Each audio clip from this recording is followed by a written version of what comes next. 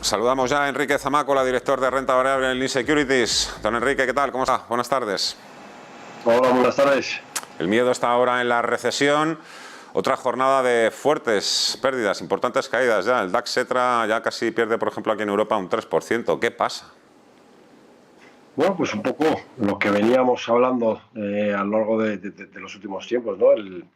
La situación macroeconómica está muy complicada, los bancos centrales tienen un trabajo dificilísimo, tienen que ajustar perfectamente la subida de los tipos de interés, pero sin dañar demasiado el escaso crecimiento económico que tenemos.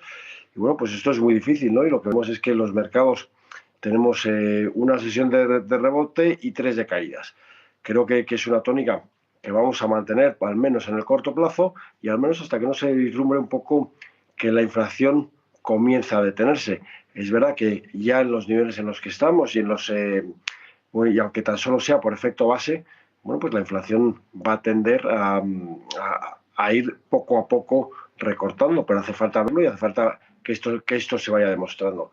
A partir de ahí sí que me gustaría recordar, bueno, que en las últimas recesiones que hemos tenido, los mercados han tenido unas caídas desde máximos del 40% y ahí hacían suelo. Bueno, pues ahora mismo los mercados, sobre todo Estados Unidos, Europa, estamos ya con caídas de los 30 y tantos por ciento.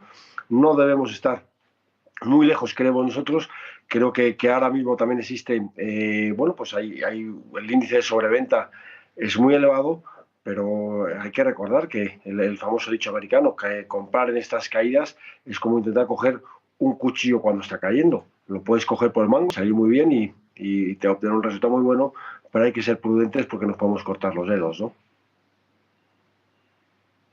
Pero del miedo, para eso está el Deutsche Bank, dice que seguramente el mercado probablemente, o hay una alta probabilidad de que el mercado esté subestimando la posibilidad de que la inflación continúe subiendo en los próximos meses, ¿eh? A ver si no nos estaremos equivocando todos. Ahí está un poco el miedo y el temor, ¿no?, de todos nosotros. Por el simple hecho de que se esté desacelerando la economía, hombre, 2 y 2 son 4, ¿no? Deberíamos pensar que esas tensiones inflacionistas deberían también moderarse, claro. Sí, evidentemente, y ese es un poco el punto de subir los tipos de interés. Con subir los tipos de interés estoy drenando liquidez al mercado, estoy bueno, parando un poco la economía, frenando la demanda, pero también es verdad que la inflación que tenemos básicamente es una inflación de oferta, es un problema de cuellos de botella, de falta de capacidad de producción pues energética, etcétera, etcétera, etcétera. Entonces, hombre, pues sí, es verdad que parando la demanda pues en alguna medida vamos a encontrar la inflación, pero creo que es más importante actuar sobre los puntos que están causando la inflación. Gran ventaja, pues parece que estos puntos sí que están definidos, eso sí que es importante, pero también es verdad que, bueno, pues cambiar el sistema energético en el que nos hemos metido, pues no se hace de la noche a la mañana y sobre todo es algo bastante costoso. Y ya vemos como algunos países empiezan a regular, empiezan a volver a hablar de volver al carbón. Bueno, pues yo creo que esos son pasos adecuados, tarde, pero son pasos adecuados. Creo que hay que actuar no solamente desde el prisma de los puntos de los tipos de interés, frenando la demanda, creo que también y fundamentalmente hay que actuar desde el lado de la oferta, ¿no? Intentar establecer planes energéticos, uno, de largo plazo y sostenibles. Es muy difícil invertir en energía en el mundo occidental, en el que cada 3 años nos cambian las reglas del juego. Nos dicen que, bueno, pues que vamos a abandonar el petróleo. Bueno, pues a ver quién se pone a hacer exploraciones para descubrir. Tenemos una situación muy difícil, pero tampoco es nueva. Creo que venimos alertando sobre ella durante los últimos meses y bueno, también es verdad que al final las cosas todo tiene un precio, ¿no? Yo empiezo a ver algunas oportunidades y algunas situaciones en las que, bueno, pues hay buenas posibilidades, hay buenas oportunidades de compra y también hay que recordar que en estos momentos complicados es cuando surgen las oportunidades, ¿no? Para que vuelva el dinero al mercado, los inversores volvamos a invertir, también es fundamental que los bancos centrales establezcan la base de la confianza. ¿Cree que algo de las caídas que se ven estas semanas en los mercados tiene que ver también con esa pérdida de credibilidad, falta de confianza en los bancos centrales? Bueno, evidentemente la confianza y la visibilidad es clave, eso es evidente.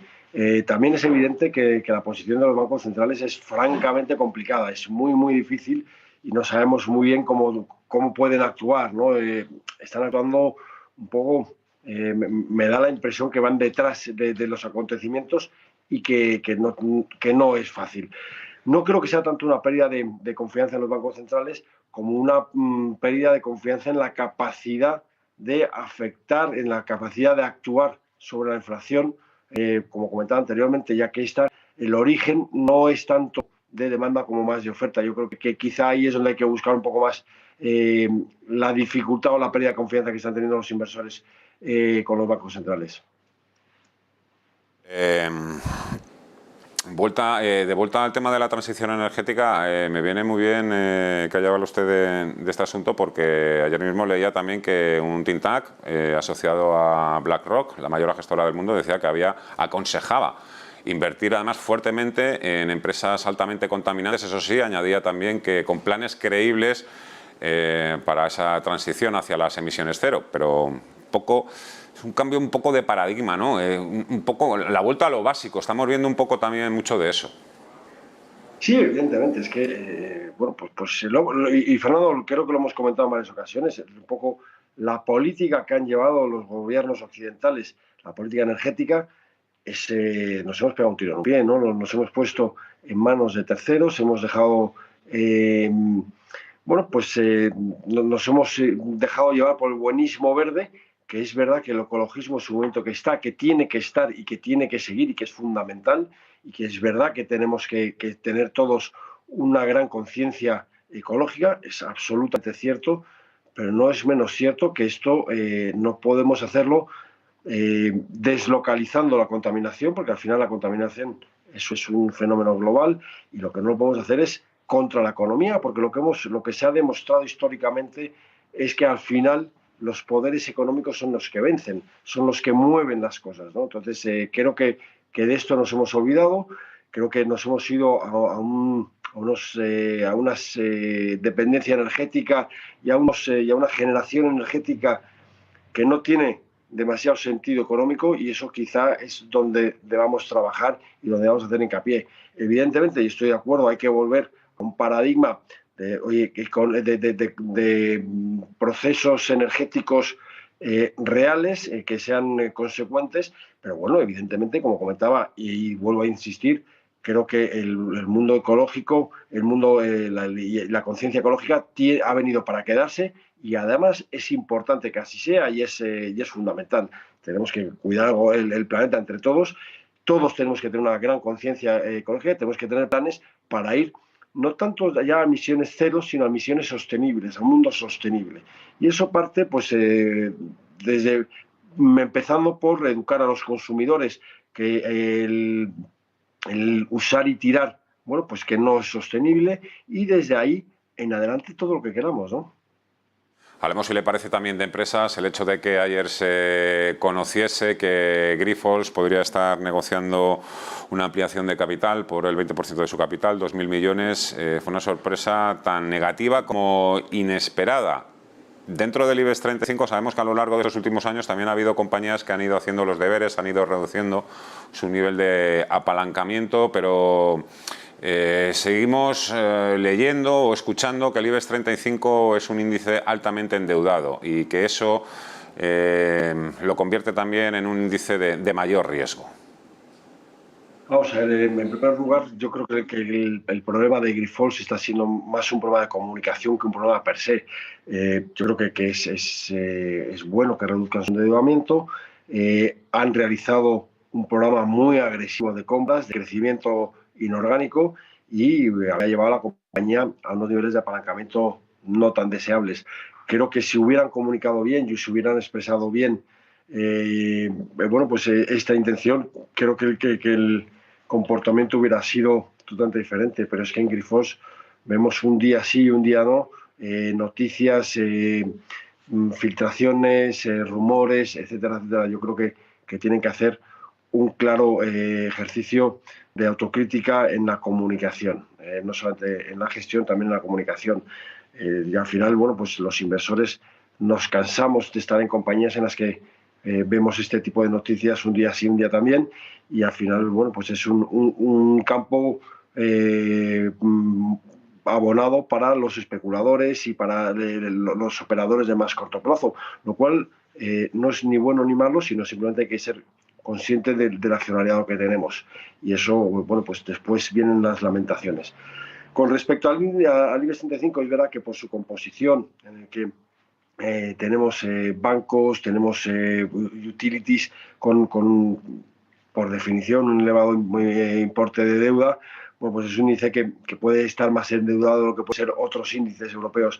Tampoco creo que esto sea tan así, bueno, porque al estar más endeudados, más riesgos. Yo creo que la deuda per se no es mala, hay que tener unos niveles de deuda adecuados, que sean pagables y que, bueno, pues que sean justificables. Es a lo que me refiero, y ahí me viene un poco a la memoria nuestros queridos gobiernos, es sí, la deuda sí, pero para que sea deuda productiva.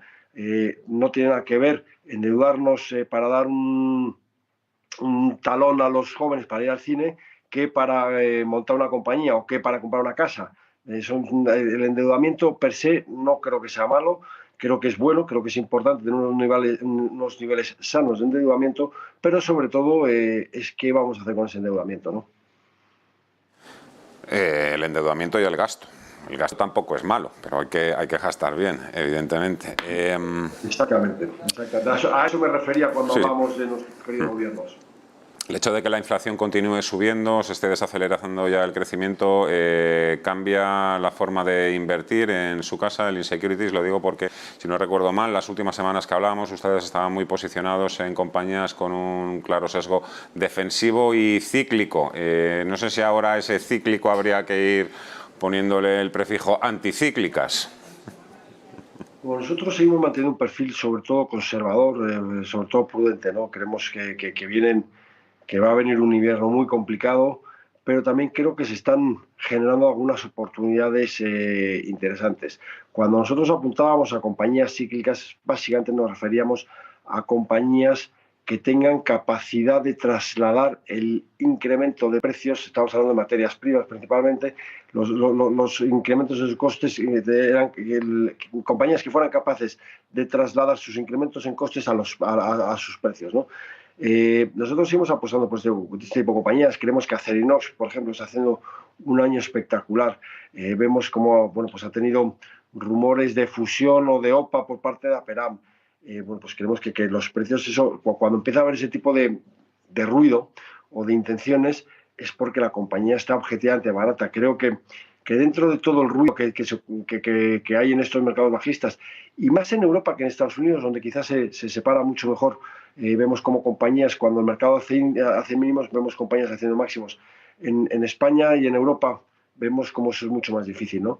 Y creemos que sí se están generando buenas oportunidades. Creo que hay que estar atento ahí poco a poco y con prudencia, y sobre todo, Fernando, insisto siempre mucho en ello, teniendo en cuenta nuestro horizonte temporal de inversión y nuestro perfil de inversor.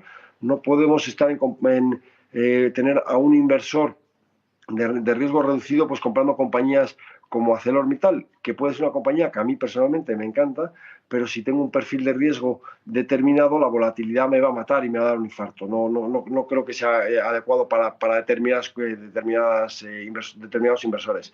Insisto, creo que es clave dos cosas: perfilar bien nuestro riesgo, cuál es nuestra aversión al riesgo, y segundo, nuestro horizonte temporal de inversión. Precisamente la pregunta por esas compañías de las que usted acaba de relatar. Ya para finalizar, Enrique, decías al principio que tampoco debemos estar ya muy lejos de ese momento, ese punto crítico en el que todo se empieza a ver un poquito más claro, es donde empiezan ya a verse más claras esas oportunidades de compra. Todo esto lo establecéis a través de un rango, por ejemplo, que el S&P 500 baje hasta el nivel de los 3.400. A partir de ahí, no sé si os marcáis ese tipo de niveles o buscáis otro tipo de pistas y señales. No, buscamos otro tipo de pistas.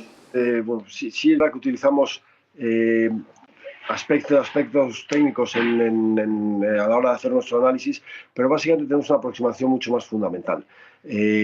A mí hablar de niveles de un índice, pues del 8.000 en España, claro, es que depende absolutamente del entorno, ¿no? Creo que también es verdad que los indicadores técnicos nos ayudan en gran medida, pero creo que hay que profundizar mucho más en ello, ¿no? Nosotros, comentaba antes como referencia, un poco como ideas o caídas del 40% desde máximos, pues bueno, pues parece que por ahí podríamos estar pensando en un suelo de mercado. No significa que cuando alcancemos un 40% desde máximos es que creamos que haya que comprarlo todo. No, pero es una referencia más. Nosotros, como decía, somos más fundamentales, tenemos mucho más una perspectiva de ver cómo es el entorno antes de tomar ese tipo de decisiones.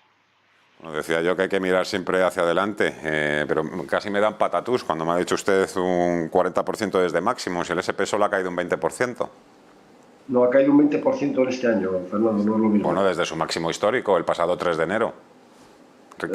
Bueno, pues entonces estoy equivocado, pero pensaba que estábamos hablando. Yo es que creo que a más de uno le ha dado una mini crisis, escuchándose menos 40.